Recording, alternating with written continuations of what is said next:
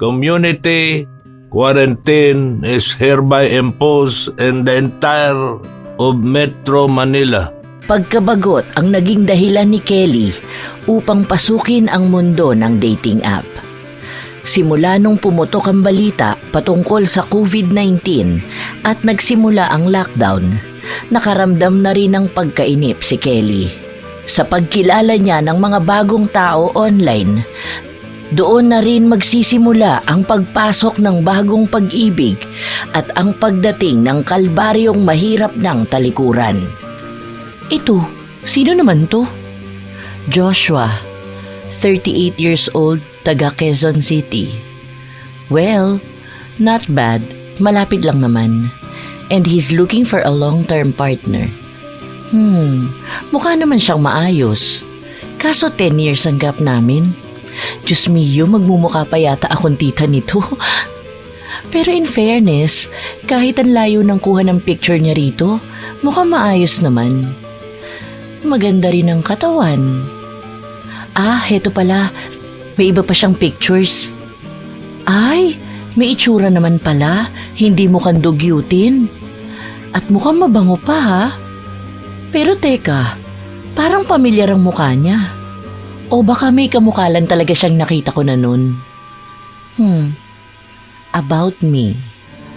Hi, I'm Joshua. 100% Pinoy and 100% single. I'm a hardworking person, down-to-earth, beach lover, responsible and romantic. Looking for my soulmate and road trip buddy. Chubby lover. Ay, sige nga. Total for fun lang naman eh. Masubukan nga. Uy! Hala, nag-match. Hi Joshua. How are you? Where are you from? Sana mag-reply siya. 2 linggo matapos ang pag-aanunsyo ng Pangulong Duterte ng Enhanced Community Quarantine o ECQ, posibleng sa Semana Santa magkaalaman kung i-extend ba ang community quarantine sa Luzon. Naku po, please wag niyo na i-extend pa. Ilang linggo na kaming nakakulong sa bahay. Sobrang nakakabore kaya. Hindi makagala sa labas kaya hindi makahanap ng love life eh. Tamad na sumandal si Kelly sa kinauupuan niya habang nakatuon ang atensyon sa panonood ng balita. Panahon ng pandemyang dulot ng COVID-19. 1 linggo pa lang ang nakakalipas nang magsimula ang 1 buwang community quarantine. Dahil sa pakiramdam ng inip ay naisipan ni Kelly na gumawa ng account sa Tinder, isang sikat na online dating app, para magpalipas ng oras at malibang sa pakikipag-usap sa iba't ibang tao na maaaring katulad niyang nakakaramdam din ng pagkabagot. Marami siyang nakilala, may iilan na gwapo, may sakto lang, at may iba rin na kahit si Da Vinci ay mahihirapang ipinta ang mga pagmumuka. Oh Kelly, bakit gising ka pa? Akala ko naman natutulog ka na. Marahan na nilingon ni Kelly ang kasama niya sa bahay, ang kaibigan at katrabaho niyang si Cheska. Wala, hindi pa kasi ako inaantok. Mamaya na lang, ang dami ko rin kasing kausap sa dating app. Tingnan mo, sabi ko kasi sa'yo subukan mo na rin eh. Nagpapapaniwala ka sa mga ganyan. Mga bored lang din talaga mga tao dyan. Mamaya makakilala ka pa ng masamang tao o kaya mga scammer. Grabe ka naman, marami namang matitino rito. Saka paano ako magkakaroon ng love life kung hindi ako kikilala ng ibang tao? Girl, dadalawa lang tayo sa bahay na araw-araw nagkikita. Tumatanda na ako, gusto ko rin naman magkaroon na ng asawa. Binabalaan lang naman kita. Saka akala mo naman hindi ka na makakakilala ng iba kapag natapos na tong lintik na pandemya na to. Maganda ka naman. Imposible na walang magkakagusto sa'yo kapag sa tunay na tao ka makikipagkilala. Mukha ba silang hindi tunay na tao? Tao naman ang mga kausap ko, pero sa online nga lang. Mas maganda na nga na makausap ko sila para sa personality ako babawi. Tingnan mo nga ang katawan ko oh. Ang taba ko tapos ikumpara mo naman ang edad ko. Malapit na ako mag-50. Girl, sino ba naman ang papatol ka agad sa 48 years old? Napailing na lang si Cheska bago ito umalis sa harapan ng kaibigan. Sa katunayan, kahit pa man may katabaan si Kelly at tumataas na ang edad nito, hindi maikakaila na may taglay siyang kagandahan. Meron siyang mahahaba, mapilantik at mapangakit na mga pilikmata na bumagay sa kanyang mga mata na kung tawagin ay matang pusa. Makinis ang balat at wala pang kulubot sa mukha. Bukod doon ay isa siyang matalinong babae at may magandang posisyon sa isang television network.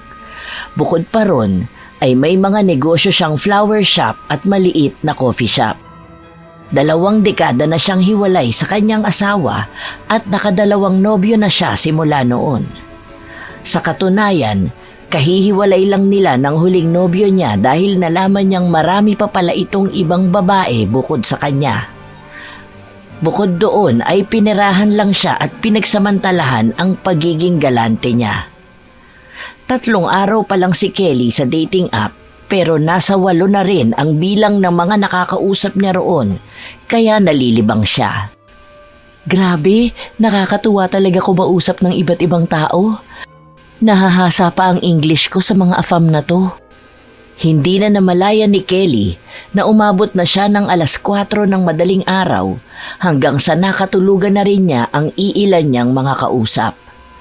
Mataas na ang sikat ng araw nang magising siya. Hindi pa tuluyang mulat ang mga mata niya, binuksan na nito ang kanyang cellphone kung saan inulan siya ng mga mensahe. Ngunit may isang pumukaw ng atensyon niya. Agad siyang napatayo at binasa ito. Hi, Kelly. Good morning. It's me, Joshua. Ang pretty mo naman. Talaga bang 48 ka na? Mukha ka pa ring bata. Ano ba naman to? Ang aga naman magpakilig. Anong oras ba to nag-chat? 6:47 a.m.? Ang aga nga. Ay, teka. Meron pa pala ng 10:58 a.m. Hey, busy ka yata. Or maybe tulog ka pa. Mag-breakfast ka ha? Ay, may pa-concern pa pala. Pero mamaya kita re-replyan. Baka isipin mo pang easy to get ako. Tumayo na si Kelly para lumabas. Pagbukas pa lang ng pinto ay naaamoy na niya ang nilulutong ulam ng kaibigan niya. Nagtungo siya sa kusina kung saan naabutan niya si Cheska na saktong natapos na sa pagluluto. Nakaluto ka na pala? Magluluto pa lang sana ako eh. Anong oras ka nagising? Kanina pa, nag-yoga lang ako. Ikaw, mukhang napapadalas na yung pagpupuyat mo. Hindi naman, ngayon lang naman ako nagpupuyat. Oo nga pala, may bago ako nakilala. Ang gwapo niya, pero hindi ko pa masyadong nakakausap. Bakas sa mukha ni Cheska na hindi siya interesado sa kwento ng kaibigan niya. Kumain silang dalawa ng tanghalian. Matapos nito ay nagkaroon na naman sila ng kanya-kanyang buhay. Pumasok si Kelly sa kwarto niya habang nakatitig sa mensahe ni Joshua. Ano kayang gagawin ko? Subukan ko na kayang mag-reply sa kanya.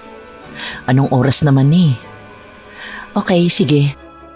Hello Joshua. Sorry for the late reply. Yeah, late na ako nagising kasi medyo napuyat ako kagabi sa work. How are you? Nasaan ka pala ngayon? Kain ka na rin. Katatapos ko lang kumain. Send. Ayan na! Ilang sandali lang din ay sumagot na si Joshua. Nakaramdam pa ng pagkabog ng dibdib si Kelly habang binubuksan ang mensahe ng binata. Hindi na rin nagbigay pa ng oras si Kelly na kausapin ng ibang tao na nakaabang sa reply niya. Akala ko ayaw mo na mag-reply sa akin. Medyo nalungkot ako kasi sa totoo lang, ikaw ang tipo ng babae na gusto ko. Nasa Pasay ako ngayon pero taga Quezon City talaga ako. Pwede ba kitang tawagan? Grabe, tawag na agad. Pero sige na nga, wala namang masama. Okay, sige. Pagka-send niya ng mensahe, ay agad ding tumawag si Joshua. Napalunok pa si Kelly dahil sa halo-halong pakiramdam niya. Hello, Joshua? Pasensya ka na sa boses ko, ha?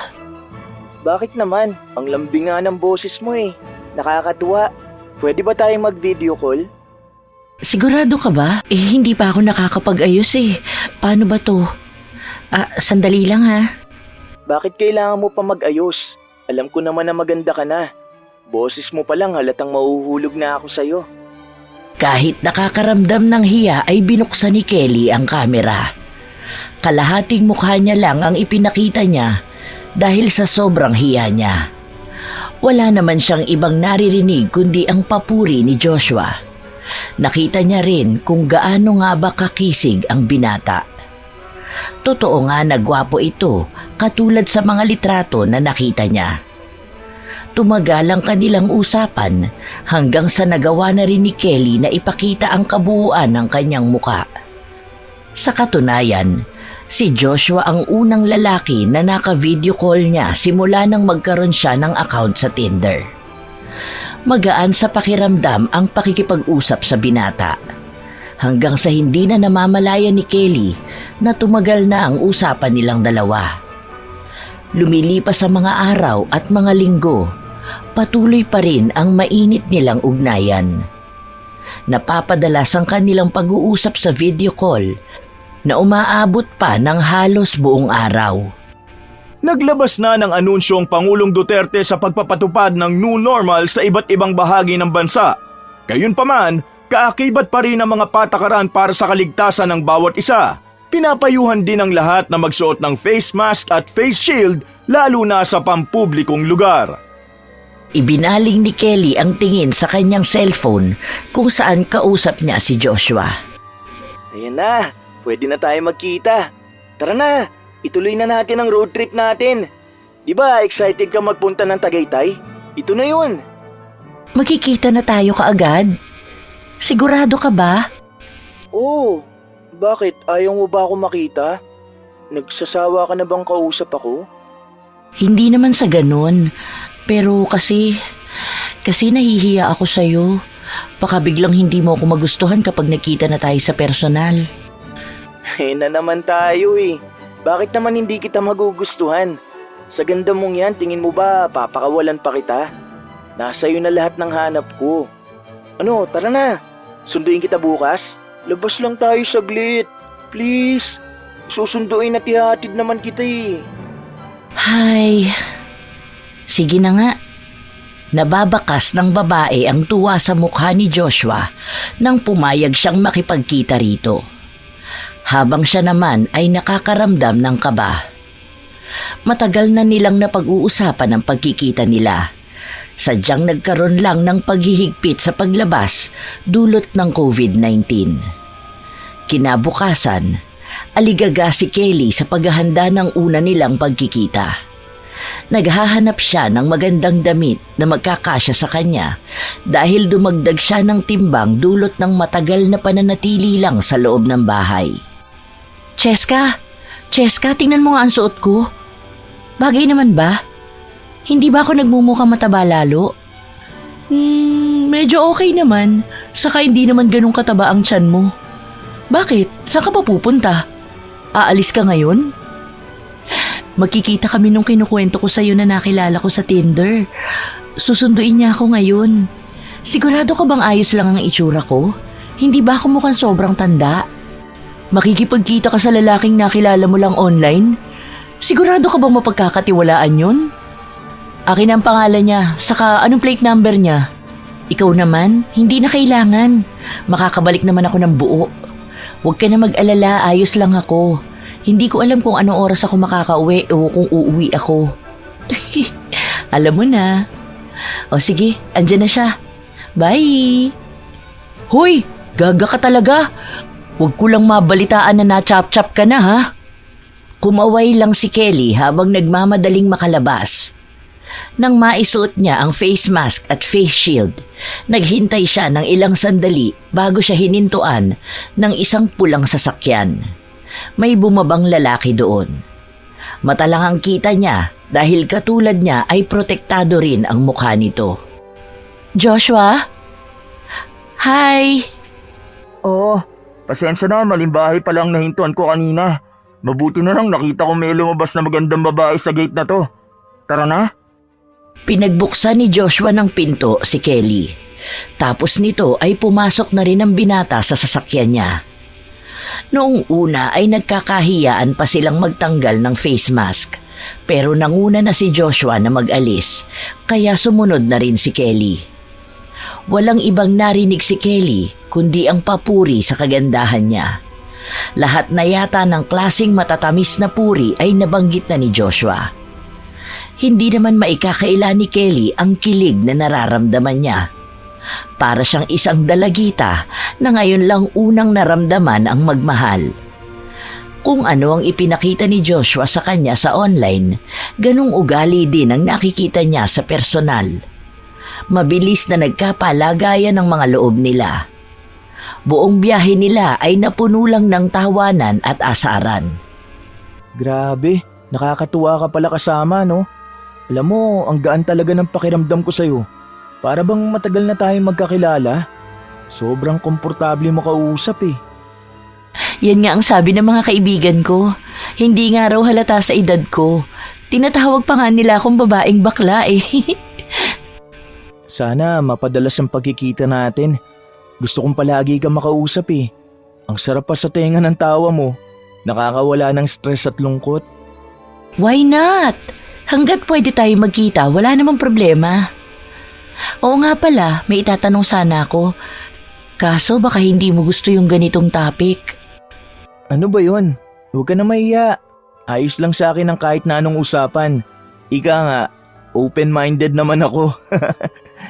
Curious lang kasi ako. 'Di ba? 38 ka na pero single ka pa rin. Never ka kamo ikinasal. 'Di ba? Usually ang ganyang edad may asawa na. Napaisip lang ako. Nasaan na yung huli mong ex?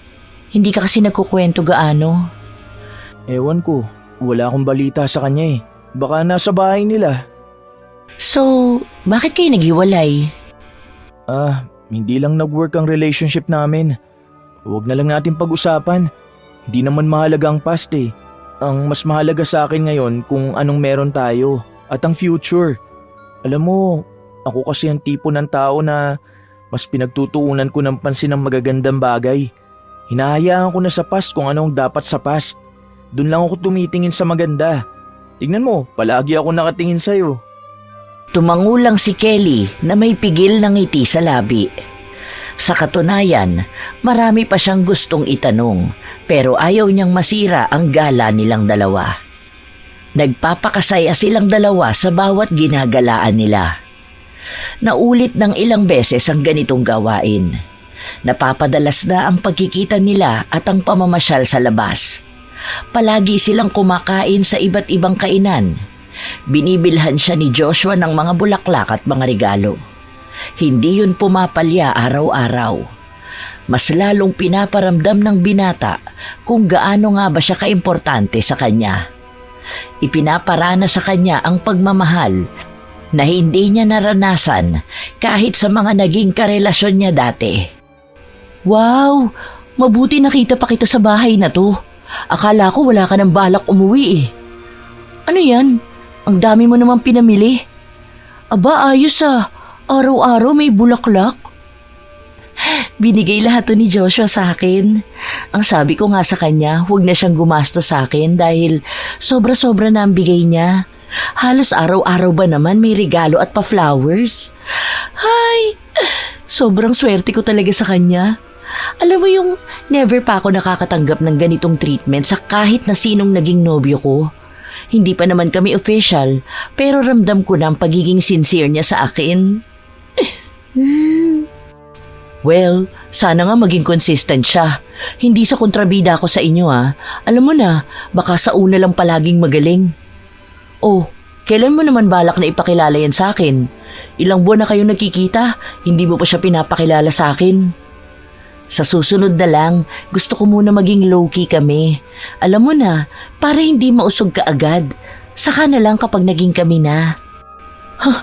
At talagang may nalalaman ka pang usog-usog na ganyan? Basta palagi kitang binabalaan ha? kilatisin maigi ang isang tao dahil baka may mas malaking bawiin yan sa'yo. Hindi pinakinggan ni Kelly ang kaibigan niya. Inaamoy niya ang bulaklak na bigay sa kanya ni Joshua habang naglalakad dito papasok sa kanyang kwarto. Ngayon lang naging ganito kasaya ang puso ni Kelly. Hindi niya akalain na sa ganitong edad pa siya makakaramdam ng tunay na kilig. Panibagong buwan ang lumipas. May plano ang dalawa na magbakasyon sa norte. Ito, tingnan mo, mas maganda yung location nila, pati rooms and services nila. Ano sa palagay mo? Dito na lang tayo? Oh, bakit ang tahimik mo naman masyado? May problema ka ba? Wala, may problema lang ang pamilya namin. Medyo na-stress talaga ako nito mga nakaraang araw eh. Ano ba yan? Patingin nga ako. Hindi ba mahal dito? Anong problema ng pamilya nyo?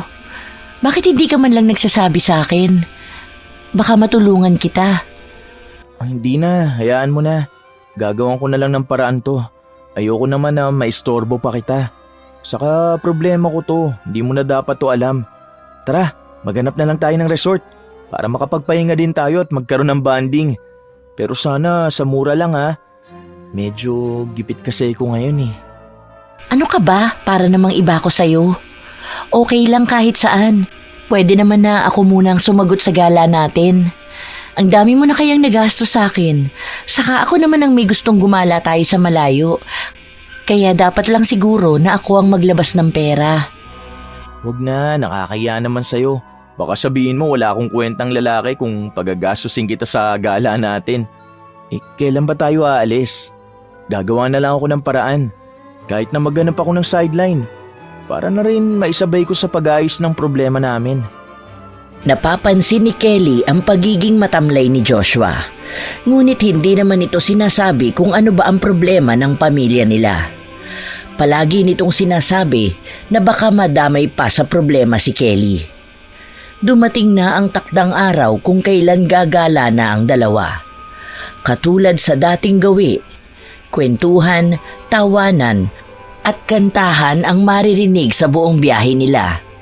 Hanggang sa inihinto ni Joshua ang sasakyan. Oh, bakit ka huminto? May problema ba? Mauubusan na ako ng gas. Eh di magpagas ka. Ayan o, may gasoline station. Tara na. Ayun nga ang problema ko eh. Kapos ako sa budget ngayon. Magkano lang nadala kong pera? Paano nagpadala ako sa bahay dahil may school project yung kapatid ko. Tapos sumunod pang naputulan sila ng kuryente. Ay, ano ba yan? Bakit ba ang dami kong problema? Pasensya ka na ha, nakakapagsabi pa ako sa'yo. Nakakahiya tuloy. Sa katunayan, nahihiya nga akong ituloy tong gala natin kasi walang-wala nga talaga ako ngayon. Kaso baka ma-offend ka sa akin kapag nag-cancel ako eh. Alam ko kasing excited ka. Hala, ganun ba? O sige, ako na lang muna ang sasagot. Magkano ba ang gas? Sigurado ka ba? 1K lang naman. Dumukot si Kelly ng pera sa wallet niya at ibinigay ito sa binata. Matapos nito ay nagpatuloy na ulit sila sa biyahe. Wala namang naging problema kay Kelly ang paglabas niya ng pera para sa gala nilang ito. Ang mahalaga lang sa kanya ay ang maging masaya sila. Katulad ng inaasahan ni Kelly, naging maayos nga ang bakasyon nila. Pareho silang nakapagpahinga at naging masaya ang pagsasama. Ilang beses din na may nangyari sa kanila habang nasa resort silang dalawa. Nakakapagod man ang ilang araw nilang pananatili sa resort, nakabuo naman sila ng magandang alaala. Hanggang sa nagpatuloy na ang mga buwan, wala pa ring nananatiling malinaw na ugnayan sa dalawa. Umaakto silang nasa isang relasyon, ngunit walang kayang panghawakan. Isang araw, nanatili si Kelly sa bahay ni Joshua, kung saan napansin niyang nakatingin sa cellphone ang binata at bakas ang problema sa mukha nito. Bakit? May problema ba? Wala. Matulog ka na muna. Maaga pa masyado. Magpahinga ka na muna ha. Ano ang problema? Sabihin mo sa akin para naman matulungan kita. Alam mo naman na ayaw kong nakikita kang nagkakaganyan. Nararamdaman ko rin ang nararamdaman mo. Sige na, sabihin mo na sa akin. Nagsabi kasi ang mama ko sa akin, kailangan niya ng puhunan para dun sa business niya. Di ba nakwento ko sa yung may pwesto si mama sa Divisoria? Medyo nagka-problema dahil humina nga gawa ng pandemic. Ayun, nagamit niya yung puhunan dahil ang dami ring gastusin sa bahay. Ngayon gusto niyang buksan ulit. Nagtatanong siya sa akin kung matutulungan ko ba siya. Isa naman ako kukuha ng pera. Wala naman akong maitulong dahil wala rin naman akong maayos na trabaho. Kaya nalulungkot ako. Di nga ako makatulog kagabi pa eh. Paulit-ulit kong binabasa ang text niya sa akin. Naaawa rin kasi ko. Pakiramdam ko tuloy, wala akong kwentang anak. Hindi kaagad kumibo si Kelly. Umupo siya sa kama at pinagmasdan sandali ang problemadong mukha ni Joshua. Sana makahanap ako ng paraan. Bakit? Magkano bang kailangan? Siguro mga 300K. Pwede na yun panimula. Walang naging tugon si Kelly hanggang sa sumapit na ang tanghali at wala pang nailulutong pagkain. Nang buksan ni Kelly ang ref, doon niya napansing wala na palang imbak na pagkain si Joshua. Dahil dito, inaya niya ang binata na lumabas para doon na lang kumain. Hindi pa rin kumikibo ang binata, parang nagiging malamig ang pakikitungo kay Kelly. Pansin ito ng babae dahil hindi naman ganito si Joshua makitungo sa kanya. Naiisipan niya pa na maaaring nakakaramdam ng tampo sa kanya si Joshua dahil hindi man lang siya nagpakita ng simpatsya sa naging problema nito.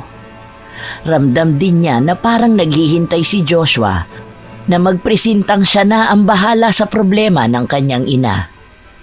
Sa puntong ito ay alam ni Kelly na hindi niya matitiis si Joshua dahil masyado ng malalim ang nararamdaman niyang pag-ibig sa binata kahit na wala naman silang matatawag na formal na relasyon. Kinabukasan, hindi nakatanggap ng kahit anong mensahe si Kelly mula kay Joshua na mas lalong pinag-alala ng babae. Tanghaling tapat na at katatapos lang maligo ni Kelly. Tumunog ang cellphone niya. Hello? Nasaan ka na? Nandito ako sa labas ng pinto. Susi lang ng gate ang meron ako, di ba? Kaya hindi ako makapasok. Ha? Teka, wala akong natatandaan na may lakad tayo ngayon. Ay, sandali lang, lalabas na ako. Gulat at kilig ang naramdaman ni Kelly sa sinabing yun ni Joshua dahil hindi niya inaasahang darating ang binata ngayon. Dali-dali siyang nagtungo sa pinto upang pagbuksan ito. Hindi na siya nagbihis pa dahil sanay naman si Joshua na makita siyang walang saplot, kaya humarap siya rito nang nakatapis lang. Pasok ka. Mabuti na lang ngayong ka nagpunta. Wala si Cheska. Yun ba yung kaibigan mong kasama mo sa bahay? Bakit? Nasaan siya ngayon? Umuwi sa probinsya nila. Ilang buwan din siya ron. Pumasok si Joshua sa loob ng bahay, ngunit ramdam ni Kelly ang bigat na bitbit ng binata. Malungkot ka pa rin? Sino ba namang hindi malulungkot kung hindi ka nakakasama? Miss na nga kita eh. Kahapon magkasama na tayo, tapos miss mo na agad ako? Kahit magkasama pa tayo minuminuto, mawaglit ka lang sa mga mata ko, talagang mamimiss kita. Tingnan mo, nakikita na ulit kita. Parang gumagaan na ang pakiramdam ko. Panigurado ko na kapag naging mag-asawa na tayo, hindi na ako aalis ng bahay. Oo nga pala, may dala akong flowers para sa'yo. Sus! Ayan ka na naman. Pinapakilig mo na naman ako. Salamat pala rito ha. Hindi ka pumapalya na magbigay ng bulaklak sa akin. Pasensya ka na, yan lang ang maibibigay ko sa'yo ngayon eh. Kapag naging maayos na ulit ang lahat, mas magandang flowers ulit ibibigay ko sa'yo. Deserve ng kagandahan mong humawak palagi ng flowers. Alam na alam mo talaga kung paano ko pakiligin eh, no? Nakakainis ka talaga. Oo nga pala, kumain ka na ba? Hindi pa ako nakakapagluto, wala na kasi akong stock. Teka, mag-order na lang tayo. Anong gusto mong kainin? Ikaw na ang bahala. Pero parang masarap ang Kenny Rogers, no? Tagal ko nang di nakakakain nun eh. Gipit na gipit pa kasi ko ngayon. Oo, sige. Sandali, mag-order lang ako. Habang umu-order si Kelly, nagtungo naman si Joshua sa banyo upang maligo. May mga damit na binili si Kelly para sa kanya, kaya ito ang gagamitin niya. Nang matapos si Joshua maligo, humiga siya sa kama at sinenyasan si Kelly na tumabi sa kanya. Sa sandaling yun ay may muling naganap sa kanilang dalawa. Walang pagsidlan ang tuwa ni Kelly dahil napapadalas na ang nagaganap sa kanila at talagang napapaligaya siya ng binata. Nang matapos sila, nakabalot si Kelly ng kumot habang nakahiga sa dibdib ng binata. Si Joshua naman ay nakatulala sa kisame. Bakit? Hindi ka ba naligayahan? Problemado ka masyado? Gutom ka na ba? Tara na, kumain na muna tayo. Nandyan na yung order natin. Hindi naman yun ang problema ko. Hanggang ngayon kasi panay ang tawag sa akin ni nanay tungkol nga sa, alam mo na, yung tulong na hinihingi niya sa akin. Hindi ko na talaga alam kung saan ako maghahagilap ng pera eh. Ganun ba? Tara, kumain na muna tayo. Mamaya na lang natin pag-usapan yan. Samahan mo na rin ako sa labas mamaya. May aasikasuhin lang akong importante. Matapos nilang kumain, lumabas sila at nagtungo sa isang branch ng BDO malapit sa bahay ni Kelly. Samantala, naiwan si Joshua sa kanyang sasakyan habang nasa loob ng bangko si Kelly. Doon ay naglabas ang babae ng 350,000 pesos.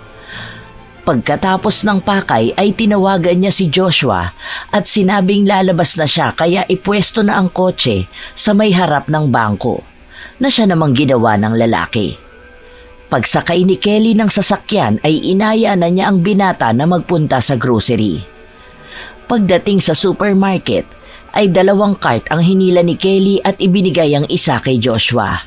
Napansin ko na wala ka na ring stock sa bahay niyo. Huwag ka nang mahiya, kumuha ka ng mga gusto mo ha, ako nang bahala. Matamis ng ngiti ang ibinahagi ni Kelly sa binata. Katulad ng sabi niya, kumuha si Joshua ng mga gusto at kailangan niya. Punong-puno ang cart ni Joshua. Pagdating sa counter ay umabot ng halos 30,000 ang mga napamili nila at malugod namang binayaran niyo ni Kelly gamit ang kanyang credit card. Para bang naging barya lang sa kanya ang ganyang halaga. Matapos makapag-grocery at kumain sa isang eat-all-you-can na restaurant, ay nag-aya ng umuwi si Kelly. Pagdating sa bahay ay todo ang naging pag-aasikaso ni Joshua sa mga pinamili ni Kelly. Inilagay pa niya sa ref ang mga kailangang i-ref at sa hanging shelves naman ang mga delata at ang iba pa. Naantig ang puso ng babae sa ipinakikitang effort ng binata sa kanya. Ilang sandali pa ay kinuha niya ang bag at hinugot mula roon ang envelope na naglalaman ng perang winidraw niya kanina sa bangko. Joshua, halika muna rito sandali. May ibibigay ako sa'yo. Oh, heto. Ha? Ano to? Ibigay mo sa mama mo. Ayoko nagkakaroon ka ng ganyang problema dahil malaki ang nagiging epekto nito sa'yo. May sobra yung 50K. Sa'yo na yon. At ikaw na ang bahala sa gusto mong gawin sa pera na yon. Hala, maraming salamat talaga. Hindi ko alam ang gagawin ko kung wala ka. Ang laki ng naitulong mo sa akin. Bakas ang tuwa sa mukha ni Joshua at ang saya na ito rin ang tanging nagpapaligaya kay Kelly. Tila ba bumabalik na ang sigla ng lalaking mahal niya. Nang matapos na si Joshua sa pag-aasikaso kay Kelly, nagpahinga ito saglit bago umalis. Kinabukasan, maagang nagising si Kelly. Sinilip ang kanyang cellphone at nagbabaka sakali na may matanggap na mensahe mula kay Joshua. Ngunit wala siyang nakita na kahit na ano. Lumipas ang 2 araw. Para bang naging multo si Joshua sa mga sandali na yon. Sa pagtatangka ni Kelly na umalis ng bahay para puntahan ang binata, tumunog ang kanyang cellphone. May natanggap siyang mensahe mula kay Joshua. Hi Kelly, sorry nasira ang phone ko. Nabitawan ko kasi habang nasa CR, kaya ayun nahulog sa balde. Nakisaksak lang ako ng SIM card ngayon. Hala, Paano ang communication namin kung ganun? Ay naku. Hay, pinag-alala mo naman ako. Magpupunta na sana ako sa bahay mo kasi nag-aalala ako baka may masamang nangyari sa'yo. Yang 50K mo, ipambili mo muna ng phone. Kasi paano tayo makakapag-usap kung ganyang nasira ang phone mo? Send. Aba, bilis mag-reply ah. Typing na siya. Ayun nga ang bala ko, kaso nahiram ng kapatid ko kagabi yung 50K kasi manganganak daw ang asawa. Kawawa naman kaya pinahiram ko muna. Hala, nakakaawa naman. Ganun ba? O sige, magsesend ako sa account mo ng 30K.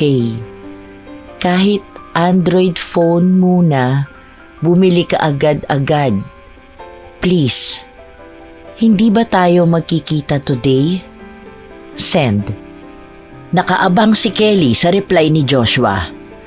Ang sabi pa ng binata ay hindi sila makakapagkita ngayon dahil nagpapasama ang pinsan niya na ipaayos ang sasakyan nito.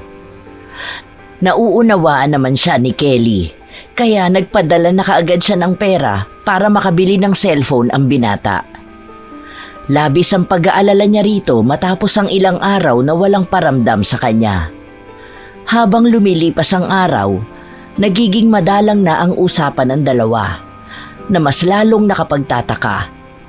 Hindi na rin nagpapadala ng mga bulaklak si Joshua na dati niyang ginagawa kahit na hindi sila nagkikitang dalawa.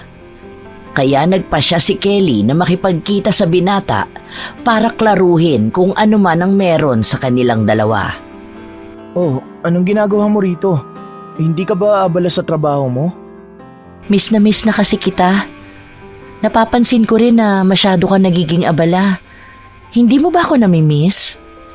Kung alam mo lang kung gaano kita namimiss sa araw-araw. Palagi na nga kitang napapanaginipan eh. Hindi ko lang talaga magawang magpunta sa inyo dahil pareho tayong nagiging abala. 2 trabaho na kasi ang ginagawa ko para makaipon din ako ng pera para sa bahay namin. Pwede ba tayong mag-usap?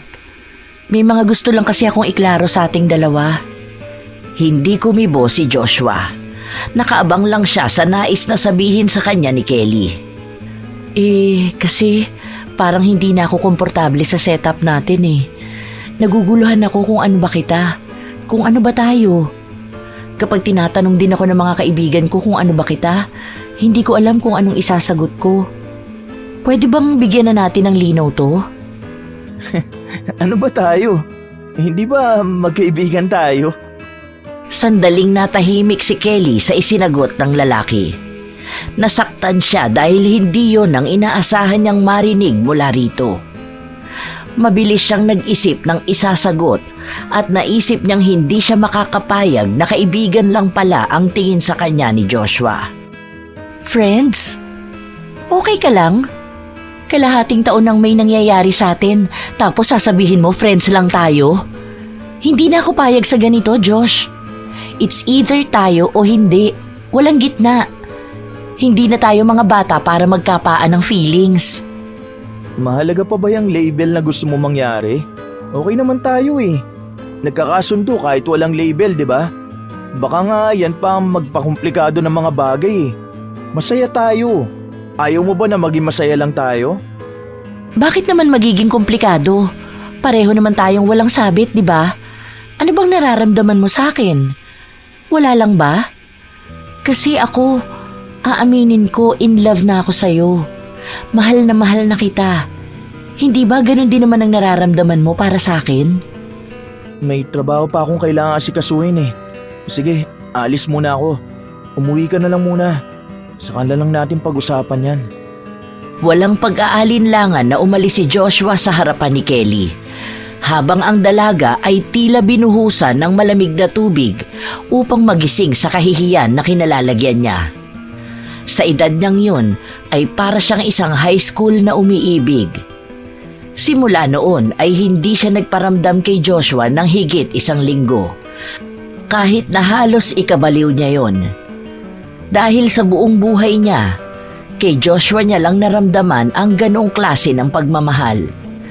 Kahit pa man sabihin niyang ayaw niyang kausapin at makita ang binata, natalo pa rin siya ng kanyang puso. Kaya desperada siyang nagtungo sa bahay ni Joshua, kung saan may dala siyang mga groceries. Ilang beses siyang kumatok sa pinto ng binata hanggang sa pinagbuksan siya nito. Hello, may dala nga pala akong groceries. Naisip ko na baka wala kang stocks ngayon. Kumusta ka na? Pasok ka. Hindi ka man lang nagsabi na magpupunta ka.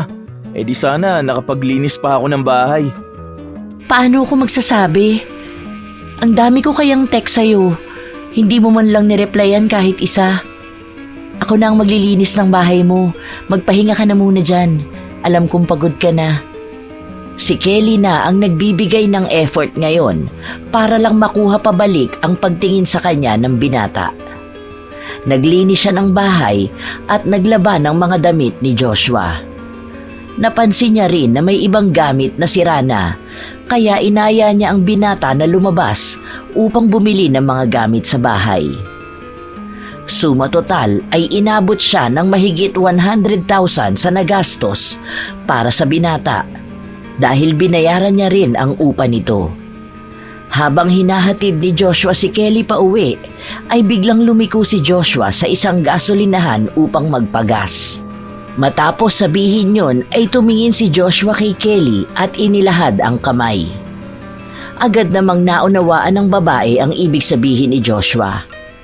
Kinuha niya ang kanyang pitaka mula sa bag na mamahalin at humugot ng 1,000 mula roon at iniabot kay Joshua.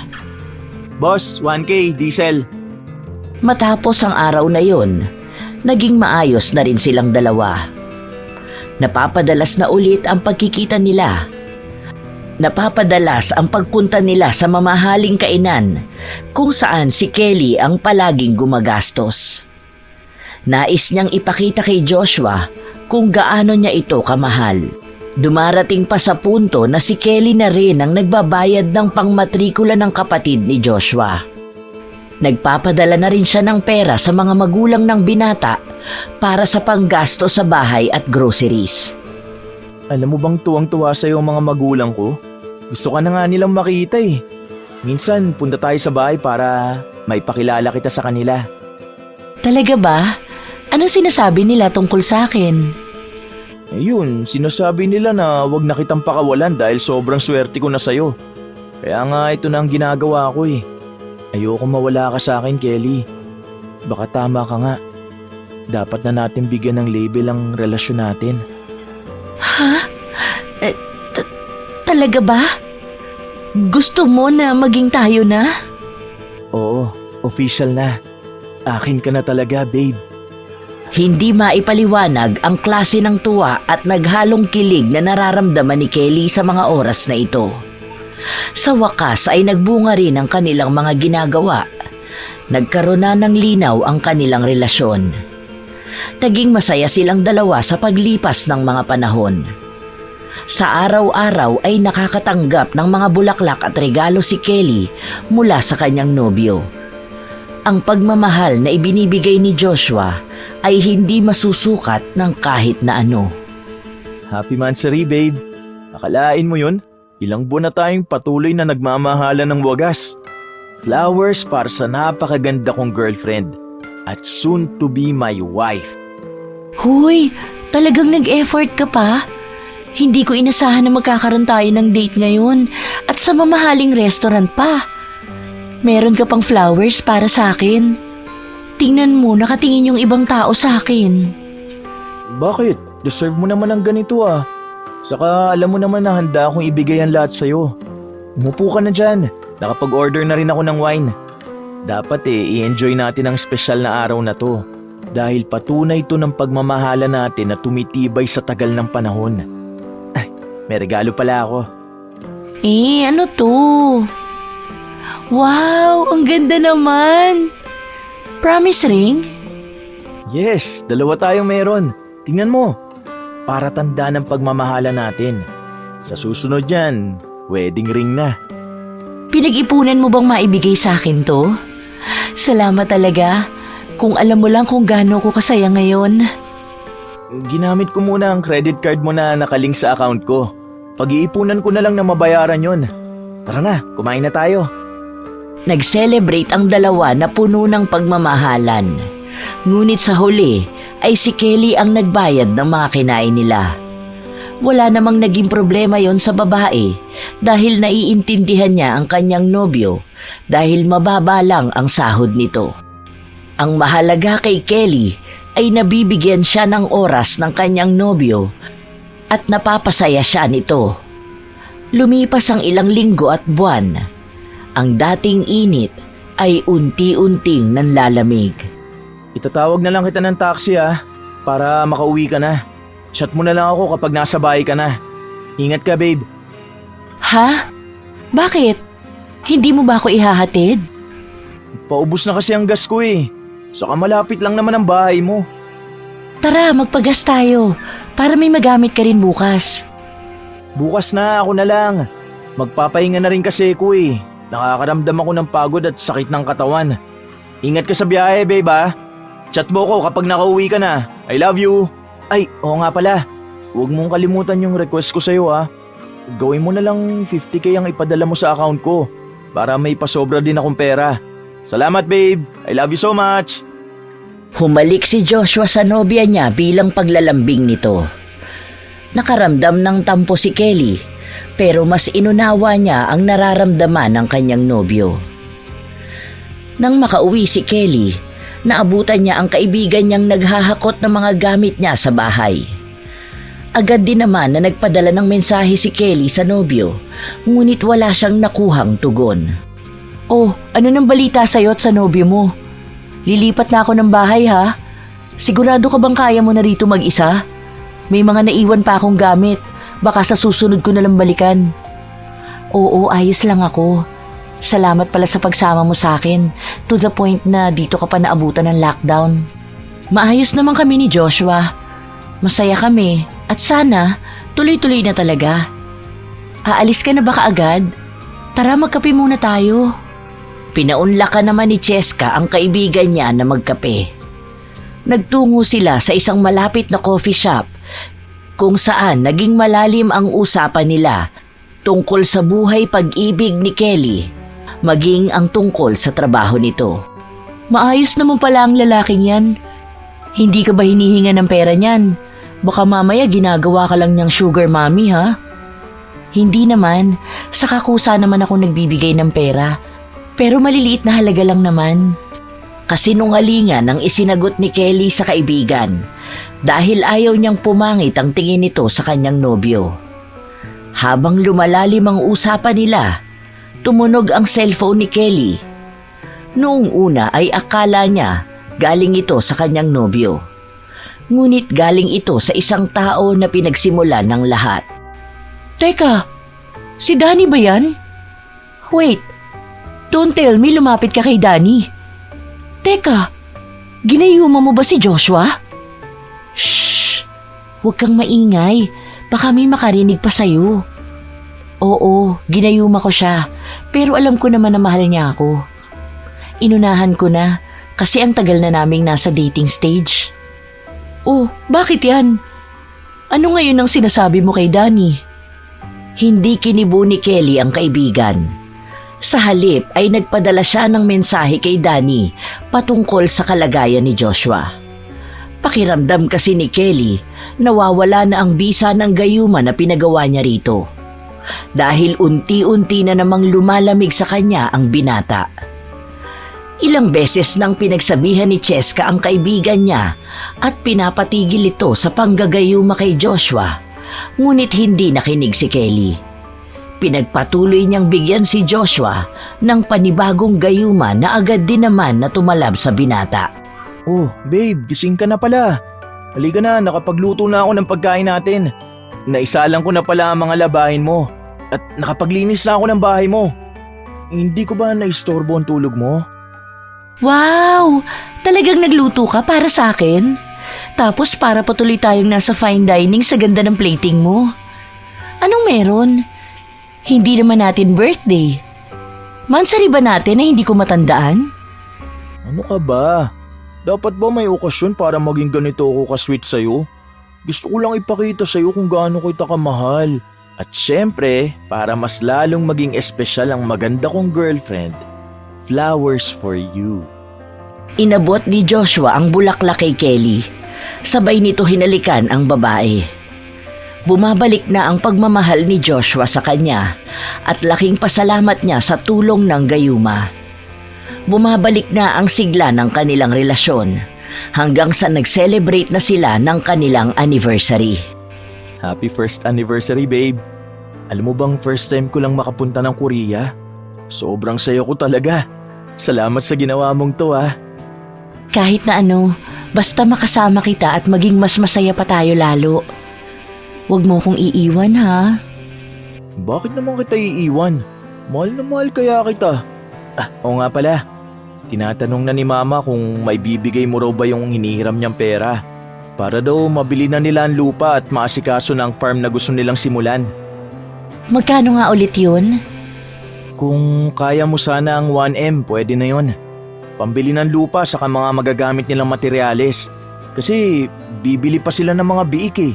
Tapos saka ka na lang nila uhulugan kapag nakabawi-bawi na. Hindi kaagad kumibo si Kelly. May tiningnan siya sa kanyang cellphone. Tinitingnan niya kung sapat ba ang naipon niyang pera. Ngunit kinulang ito. Masyadong malaki ang nagastos nila sa pag-celebrate ng kanilang anniversary. Dahil 1 linggo silang nanatili sa Korea kung saan lahat ng gastos ay siya ang sumagot. Bakit parang nawala ka sa mood? Hindi mo ba mabibigyan si na Mama? Paano yan? Naghihintay pa naman na sila. Inaabangan na nila ang pera na ipinangako mo. Nakakahiya naman yun. Ano na lang ang sasabihin ko? Mawawalan sila ng pag-asa na makapagsimula ng bagong negosyo niyan. Hindi ko alam kung kailan ako makakaipon ng ganyan. Ang laki kasi ng nagastos natin dito sa travel natin. Tapos nagpapadala pa ako sa kapatid mo. Hindi ba binayaran natin ang tuition niya? Tapos nagpadala pa tayo para sa binyag ng pamangkin mo. Mahigit 100K na gasto sa binyag dahil gusto mo kamo nang maging bongga ang binyag ng una mong pamangkin. Dahil gusto ninyong may maipagmalaki sa mga kamag-anak nyo na umaapi sa inyo. Baka pwedeng babaan ko muna ang maipahiram ko. Ngayon isinusumbat mo na sa akin lahat? Hindi ako may gusto na magtagal tayo rito sa Korea. Saka ikaw naman na nagpresenta na tulungan ng kapatid ko at ang pamangkin ko. Kung ganun lang pala, sana hindi ka na nangako sa nanay ko. Pinapaasa mo yung tao. Sana sinabi mo na kaagad. Hindi naman sa ganon, babe. Ang sinasabi ko, baka kahit kalahati muna.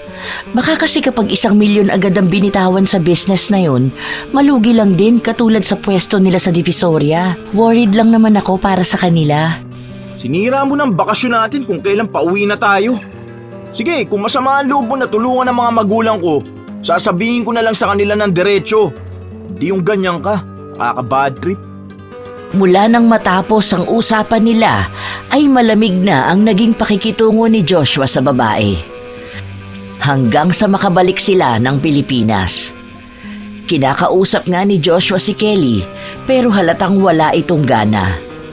Panay rin ang pagpaparinig niya tungkol sa mga magulang niya na nagpapakonsensya kay Kelly. Hindi ba tayo lalabas ngayon? Mansari na natin, wala man lang celebration. Inaasahan ko pa naman kahit flowers meron ka.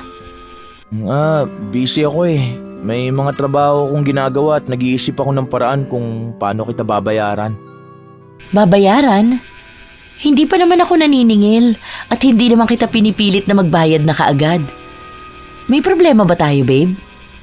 Kailangan na kitang bayaran. Baka iniisip mo pineperahan lang kita kaya ganyan ka na makitungo sa akin. Hayaan mo, mababayaran ko rin yung mga utang namin hanggang sa huling sentimo. Huwag kang mag-alala.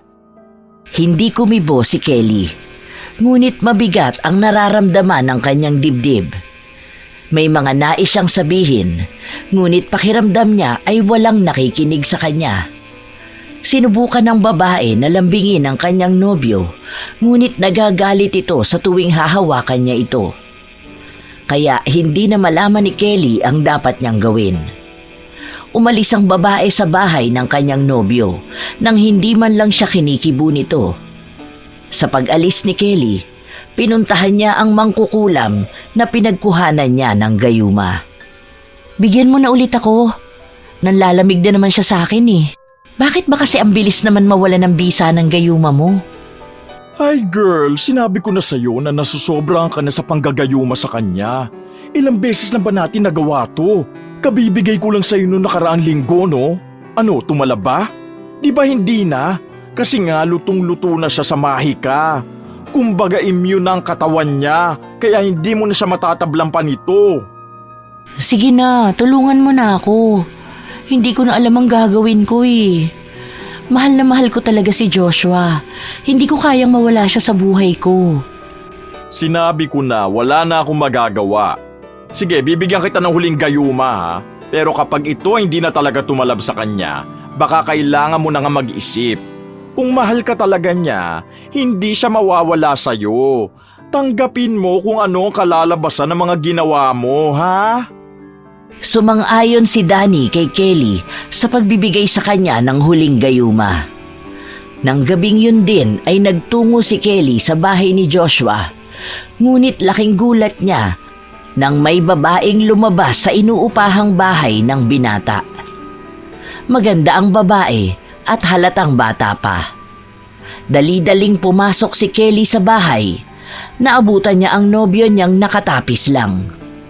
Sino ang babaeng yun? Niloloko mo ba ako? Sinong babae? Anong babaeng pinagsasasabi mo?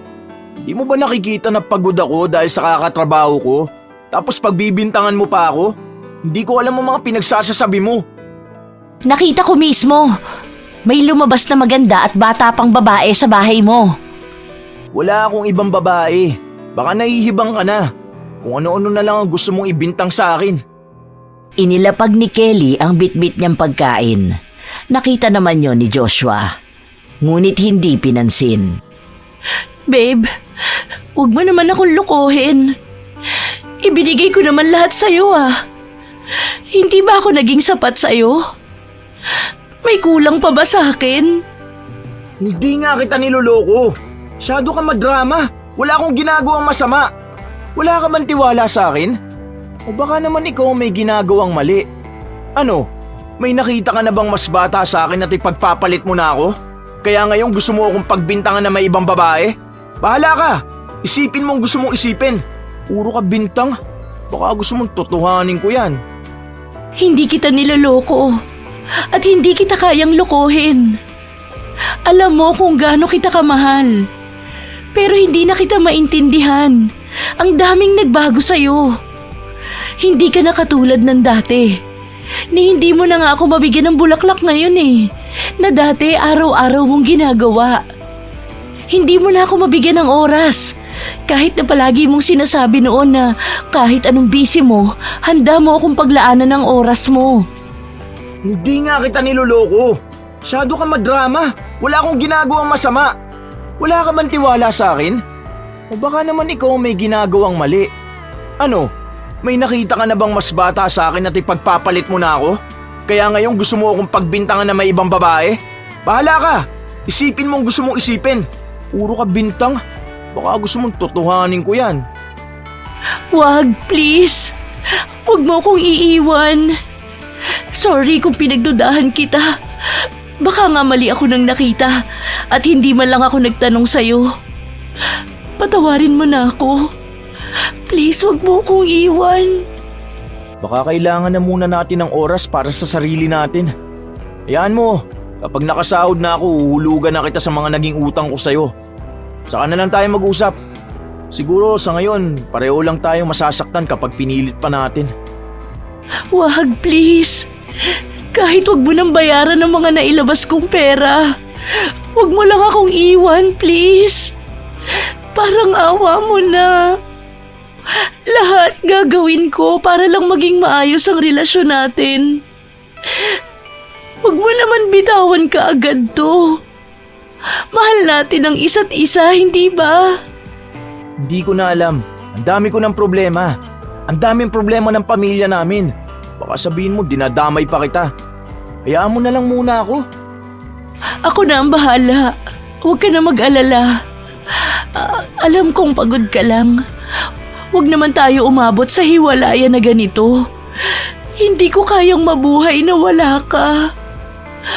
Parang awa mo na, babe.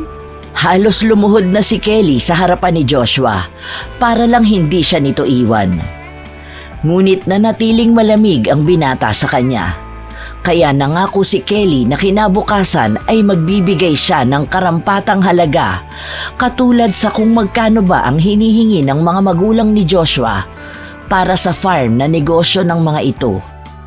Kinabukasan ay nagbigay ng pera si Kelly kung saan nanguha siya ng pera sa mga negosyo niya at ibinenta ang isa niyang lupa na pamana ng kanyang mga magulang. Lahat ay handa niyang gawin, maibigay lang ang pangangailangan ni Joshua. Pasensya ka na babe sa mga nasabi ko sa'yo ah. Ang dami lang kasing tumatakbo sa utak ko eh. Yan mo, babawi ako sa'yo. Mahal na mahal kita babe. Salamat pala sa pagtulong mo sa pamilya ko. Sisimulan na nilang bilhin ng lupa at ipapaayos na nila ang mga papel para makapagsimula na sila. Wala yun. Ang mahalaga sa akin na ayos na natin ang lahat. Naiintindihan naman kita dahil alam ko rin naman na pagod ka. Pasensya na rin kung napagbintangan kita na may babae. Wala akong ibang babae ah. Ikaw lang ang nag-iisang babae na mahal ko. Hindi ko makakaya na mawala ka sa buhay ko. Baka nga ikamatay ko pa kapag naghiwalay tayo. Oo nga pala, gutom ka na ba? Tara, mag-date naman tayo. Punta tayo ng mall? Hindi na nakatanggi pa si Kelly sa mga paglalambing ng kanyang nobyo. Naging maayos silang dalawa. Masaya silang naglilibot sa mall at binilhan pa ni Kelly ng mga gamit ang binata. Bumili ito ng panibagong relo, mga sapatos at mga bagong damit. Wow, tignan mo yung motor na yun oh. Alam mo bang pangarap ko magkaroon ng ganyan? Pag-iipunan ko yan. Para sa susunod, gagala naman tayo na nakamotor. Pansin mo naman na luma na ang kotse ko eh. Gusto mo ba niyan? Oo, sana. Sa katunayan, yan nga ang wish ko sa birthday ko eh. Pero, di ko pa kayang bilhin yan. Saka na lang siguro kapag nakaluwag-luwag na. Masyado kasing mahal yan eh. Tumangulang si Kelly habang inaalam ang ibang tungkol sa motor. Katulad kung anong kulay ang nais ni Joshua. Dahil nagbabalak siyang ito ang irigalo sa binata sa kaarawan nito. Mauuna ang kaarawan ni Kelly at 2 linggo bago ang kay Joshua. Sa pagsapit ng kaarawan ng dalaga, 2 lang sila ni Joshua ang nag-celebrate dahil nasa abroad na ang pamilya ni Kelly at wala siyang anak. Kaya ang tuon ng buhay niya ay kay Joshua lang. Happy birthday, babe! Saan mo gustong kumain ngayon? Kahit saan na lang, babe. Basta magkasama tayong dalawa. Doon na lang tayo sa dati nating kinainan. Libre mo ba? Birthday mo ngayon. Wala akong mabibigay na gift at flowers eh. Pero ayos lang naman kasi magkasama naman tayo, di ba? Medyo nakaramdam ng lungkot si Kelly nang marinig niya ito. Inaasahan niya na may sorpresang inihanda sa kanya ang kanyang nobyo. Ngunit bigo siya. Sa huli, siya rin ang gumastos ng pagkain nila. Binilhan siya ni Joshua ng regalo nang magtungo sila sa mall, pero credit card niya ang gamit. Ang labas ay siya rin ang magbabayad nun. Habang lumilipas ang mga araw, muling nakakaramdam ng panlalamig si Kelly. May araw na madalang mag-chat sa kanya si Joshua. May araw naman na wala talaga itong paramdam. Hanggang sa sumapit ang kaarawan ni Joshua, kung saan kumain sila sa isang mamahaling restaurant at inabot ni Kelly ang susi ng motor na matagal ng pangarap ni Joshua. Binili niya ito ng cash at labis ang pasasalamat ni Joshua sa kanya. Ay, grabe ka, babe! Salamat talaga rito ah! May magagamit na rin akong motor! Ang gwapo! Deserve mo naman yan, babe. Maasikaso ka sa akin at mahal mo ko. Kaya lahat ibibigay ko para sa kasiyahan mo. Kailan pala tayo mag-long ride? Parang masarap magpunta ng Ilocos, no? Hindi ko pa alam, babe. Saka may road trip ang barkada, kaso baka hindi kita maisama kasi kami-kami lang dun. Kaya mo, sa susunod mag-long ride tayo sa Ilocos. Ay, bakit naman hindi ako pwede? Ang alam ko may mga kasamang girlfriend ang mga barkada mo sa long ride nyo, di ba? Narinig ko na kasing pinag-uusapan nyo yun. Ah, yun ba? Wala, nagbago na kami ng plano eh. Para sana kami-kami lang. Bakit? Hindi mo ba ako papayagan? Sige, kung wala kang tiwala sa akin, hindi na lang ako sasama. Oh, kunin mo na tong susi ng motor. Di ko na lang yan gagamitin. Baka pagdudahan mo na naman ako eh. Hindi naman sa ganon, babe. Sige, ayos lang sa akin. Basta mag-iingat ka, ha? I love you. Humalik si Kelly kay Joshua, ngunit wala siyang nakuha na tugon. Sa halip, ay mas buo pa ang atensyon na ibinigay ni Joshua sa bago niyang motor. Nagbigay rin si Kelly ng 50,000 sa kanyang nobyo na magagamit nito sa long ride nila ng barkada niya. Ayaw niyang mapahiya si Joshua kapag may pinuntahan ng mga ito, kaya siya nagpabao ng pera. Habang tumatagal ang relasyon nila, nagiging magulo na ang lahat kay Kelly. Bumababa ang performance niya sa trabaho na naging mitya para maibaba siya sa pwesto. Hindi na rin niya natutuunan ng pansin ang mga negosyo niya, kaya napilitan na siyang isarado ang ilan sa mga ito. Habang nagpapatuloy ang paglalabas niya ng pera kay Joshua at sa pamilya nito, wala namang pumapasok na pera sa kanya. Unti-unti nang nauubos ang mga ari-arian niya. Nagsimula na ring magkaroon ng lamat ang relasyon nila ng nobyo niya matapos niyang tumanggi na makapagbigay ng pera para sa gaganaping birthday ng kapatid ni Joshua. Madalang na lang silang magtagpo dahil madalas nawala si Joshua sa bahay nila. Hanggang sa higit 1 oras nang naghihintay si Kelly sa labas ng bahay ng kanyang nobyo.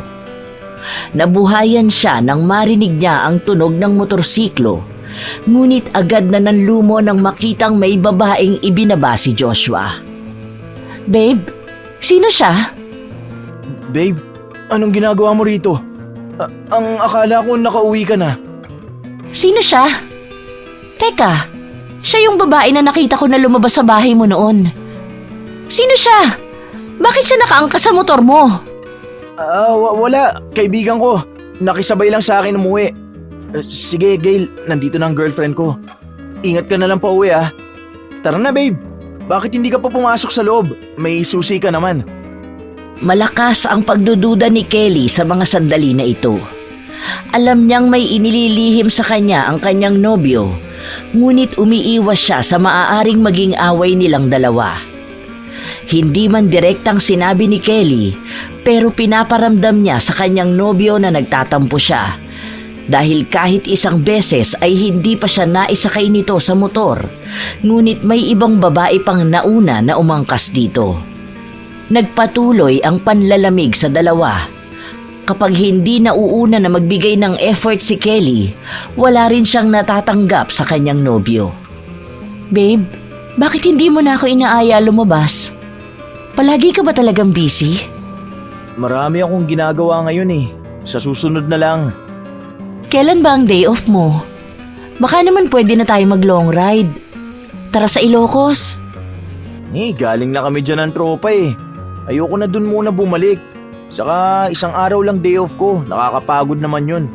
Imbis na nagpapahinga ako, gusto mo pa gumala ng malayo. Miss na kasi kita, babe. Palagi ka nalang walang oras sa akin. Naaalala mo ba noon? Halos araw-araw kang nasa bahay at halos araw-araw mo rin ako sinusundo para ayain gumala. Nakakamiss yung halos umagahin na tayo sa galaan tapos pinagluluto mo pa ako ng mga paborito kong pagkain. Kailan kaya mauulit yung ganun? Ang drama mo masyado. Marami na nagbabago. Hindi naman pwedeng palagi tayong ganun. Akala mo kasi ikaw lang ang priority ko eh. Inaalala ko lang, nakakatuwa kasi. Akala ko kasi gusto mo na walang magbabago sa atin. Pero palaging masama ang loob ko sa'yo dahil sa tuwing nagsasabi ako sa'yo ng mga problema ko, para kung walang kausap. Kapag may problema sa relasyon natin, parang wala kang pakialam. Naiipon lang ang mga sama ng loob at tampo ko sa'yo. Ipag-book na kita para makauwi ka na. Magpahinga ka na lang sa inyo. Tingnan mo, ayaw mong pag-usapan natin. Ano bang gusto mong pag-usapan? Mauuwi lang to sa away eh. Ayan ka na naman. Naghahanap ka na naman ng pag-aawayan natin. Maayos na tayo kanina, panay ka pa drama. Anong pinapamukha mo rito? Na wala akong kwentang boyfriend? Oo na, sige na. Alam ko naman na noon pa man walang kwentang tao ng tingin mo sa akin, di ba? Minamaliit mo ko kasi heto lang naman ako. Galing sa mahirap na pamilya, hindi nakapagtapos ng pag-aaral kaya walang matinong trabaho. Akala mo ba hindi ko napapansin yon? Masyadong mababa ang tingin mo sa akin. Hindi yan ang gusto kong sabihin. Ni minsan hindi kita tiningnan ng ganyan.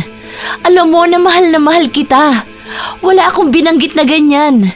Ang akin lang ay ang pagbabalik lang sana ng sigla ng relasyon natin. Sorry na, babe. Patawarin mo na ako. Puro ka na lang hingi ng tawad. Muwi ka na. Ayoko na muna makausap ka. Walang nagawa si Kelly. Kahit na anong suyo niya sa kanyang nobyo ay hindi siya nito kinibo. Kaya sa sama ng loob ni Kelly ay nagtungo siyang muli sa mangkukulam upang humingi ng gayuma. Isang paraan para maayos ang relasyon nila ng nobyo. Ngunit hindi na siya binigyan ni Danny. Dahil kabibigay lang nito sa kanya nung isang araw. Ang ibig sabihin ay hindi na kaya pang tabla ng gayuma si Joshua. Sinubukan ni Kelly na ayusin ang relasyon nila ni Joshua. Ngunit tuluyan ang nakipaghiwalay ang binata sa kanya. Sinubukan din ni Kelly na kausapin ang mga magulang ng binata. Ngunit hiningian siya ng pera ng mga ito dahil sa problemang kinakaharap nila. Upang magpalakas sa mga magulang ni Joshua, nagpadala ng pera si Kelly, pero sa halip na tulong ang makuha niya, ay isa-isa siyang blinak ng mga magulang at kapatid ni Joshua. Labis na ang depresyon na nararamdaman ni Kelly. Naubos na ang lahat sa kanya, maging ang mga ipon niya. Nagsarado na rin lahat ang kanyang mga negosyo. Hindi niya kayang mawala sa buhay niya si Joshua, kaya nais niyang ayusin pa ito, kahit pa magmakaawa siyang nakaluhod sa harapan ng bahay ng binata. Sinubukan niyang puntahan si Joshua sa bahay nito para makausap, ngunit laking gulat niya nang matagpuan niya ang binata na may kasiping na ibang babae. Ito ang babaeng pinagdududahan niya noon. Walang iya ka! Malandi kang babae ka! Mapapatay kita! Ano ba, Kelly? Bitawan mo nga siya. Ano bang ginagawa mo rito? Ang kapal ng mukha mo! Matapos mo akong pakinabangan, lolokohin mo lang ako sa mas bata sa akin? Walang iya ka! Ano ba? Hindi kita niloko dahil hiwalay na tayo bago naging kami. Hindi na kita girlfriend para umasta kang ganyan. Walis ka rito! Ibigay mo sa akin ang susi ng bahay ko. Baka ipabarangay pa kita. Ganon? Ngayon sasabihin mo ako ng ganyan? Ang bilis mo naman nakuha ang babae na yan. 1 linggo pa lang tayong naghihiwalay ah. Bakit may iba na? Pwede ba? Ayoko naman talaga sa'yo eh. Matanda ka na. At sinong lalaki ang papatol sa'yo? Tignan mo nga ang sarili mo. Ang taba mo. Nakakahiya ka. Kaya nga ayaw kitang isama sa mga gala ng tropa ko eh. Hindi ko maipagmalaki sa kanila na matandang babae ang girlfriend ko. Hindi nga lang dahil sa pera mo, wala namang lalapit sa'yo eh. Lumayas ka na nga rito. Pinagtulakan ni Joshua ang babae palabas ng kanyang bahay. Hindi na napigilan pa ni Kelly na bumuhos ang kanyang mga luha. Sobrang bigat ng kanyang dibdib. Hindi niya ito kinakaya, lalo pa at alam niya na masaya na sa iba ang lalaking akala niya ay paglalaanan niya ng buong buhay niya. Ito ang pinakamasayang relasyon na naranasan niya, ngunit ang pinakaimpyernong sakit na naramdaman niya. Kahit na anong pilit at pagmamakaawa niya kay Joshua, para na siyang basura na itinapon ito. Ilang linggo ang lumipas. Wala nang gana pa si Kelly na mabuhay. Hindi na siya lumalabas ng bahay. Walang ibang kinakausap. Preso sa sarili niyang kalungkutan. Napapabayaan na ang sarili at ang kanyang trabaho. Sa pag-aalala ng kaibigan niya, dinalaw siya ni Cheska sa bahay. Nakapagluto na ako. Tara na, kumain na tayo. Hindi ako nagugutom. Hindi pwedeng hindi ka nagugutom. Nangangayayat ka na oh. Tingnan mo nga ang sarili mo. Hindi yan ang Kelly na kilala namin. Ayoko nang mabuhay. Gusto ko na lang natapusin to lahat. Sobrang bigat ng dibdib ko.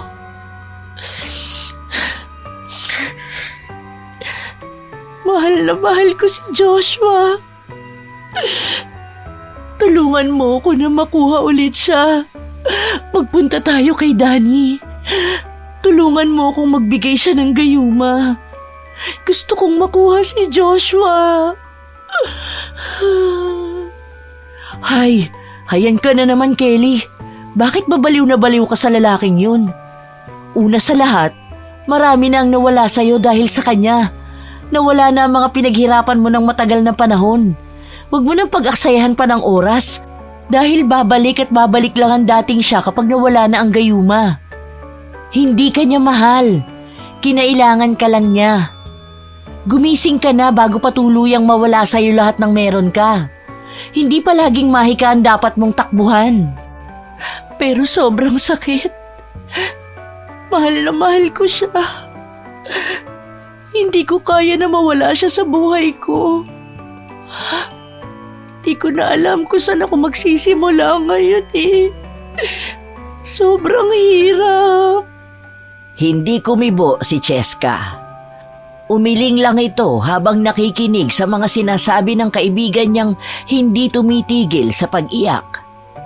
Pinilit niya rin si Kelly na lagyan ng laman ang tiyan nito para hindi manghina. Nang sandaling kumalma si Kelly, doon lang siya muling kinausap ng kaibigan. Gusto ko na mawala ang pagmamahal ko kay Joshua.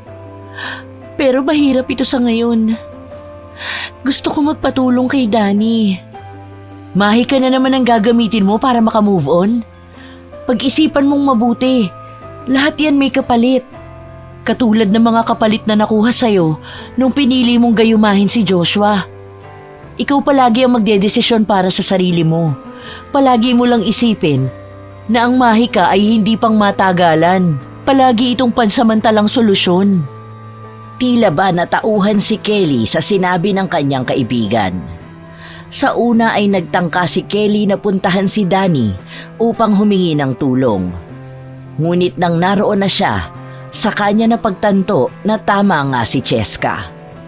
Huwag siyang maging duwag na kayanin at kaharapin ang buhay na walang tulong ng mahika. Dahil kung sa simula ay gagamitan niya ng mahika ang mga nais niyang mangyari, malaki ang bawi sa kanya nito hanggang sa dumating sa punto na wala nang kahit na anong maiiwan sa kanya. Doon na nagpasya si Kelly na talikuran ang pagkapit sa mahika at matapang na harapin ang buhay at ang sakit na dulot ng mga desisyon niya. Umalis siya ng bansa kung saan iniwan niya ang mga mapapait na alaala ng kanyang nakaraang pag-ibig. Kung saan pagmamahal naman sa sarili at pagtutuon ng pansin sa paghilom ng mga sugat niya ang gagawin niya. Mahirap ito dahil halos minu-minuto siyang dinadalaw ng multo ng masasayang alaala ng kanyang dating nobyo.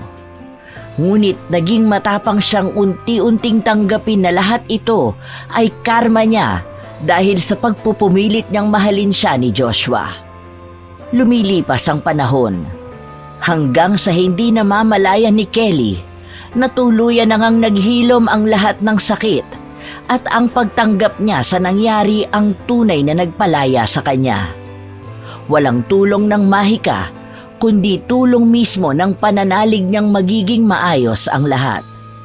Sa pagkakataon na ito, nagpasya na muli si Kelly na bumalik ng Pilipinas upang magsimula ng bagong negosyo at pagtuunan ng pansin ang kanyang trabaho. Ninanamnam ni Kelly ang malamig na hangin habang nakikinig ng balita sa radyo ng sinasakyan niyang taxi. Halos 3 taon na rin pala simula nung umalis ako rito. Maraming pagbabago, katulad kung paano nagbago ang pananaw ko tungkol sa iba't ibang bagay sa buhay ko at sa tingin ko sa pag-ibig. Magaan sa pakiramdam ang pagbitaw ni Kelly ng mga salita na ito. Ang buhay na akala niya ay wala ng halaga dahil sa pagkabaliw sa pag-ibig ay muling nanumbalik. Kung saan mas lalo na niyang minahal ang sarili at hindi na hinahayaan pang maranasan pang muli ang ganoong klase ng pagmamahal. Ang pagmamahal na minamanipula ng mahika.